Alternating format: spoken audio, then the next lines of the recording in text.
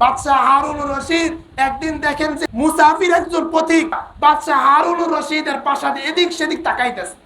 তো জিজ্ঞাসা করে, হে পথিক, তুমি এদিক সেদিক তাকাও কেন? তো সে বলে, আমি রাত্রে থাকার জন্য একটা মুসাফির খানা খুঁজি। এখন বাদশাহ হারুন রশিদ বলে, এই বেকুফ, এটা তো বাদশাহর একটা মহল, তুমি এখানে মুসাফির খানা কি খুঁজো? তখন বাহরুল বললেন, বাদশাহ মহোদয় শোনেন, আপনি যে রাজত্বের অধিপতি হয়েছেন, আপনার আগে কে ছিল? বাবা ছিল। আপনার বাবার আগে কে ছিল? দাদা ছিল। আপনার দাদার আগে কে ছিল? আমার দাদার বাবা ছিল। তারা কোথায়?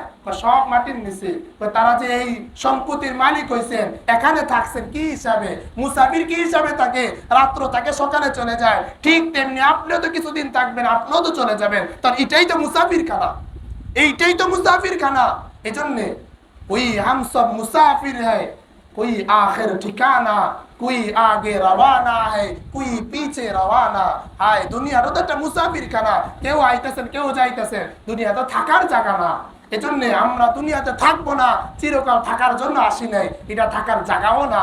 কিন্তু যাইতে হবে পরকালে, এমন এক জায়গায় পাড়ি দিতে হবে, সেখানে কিছু প্রয়োজন আছে।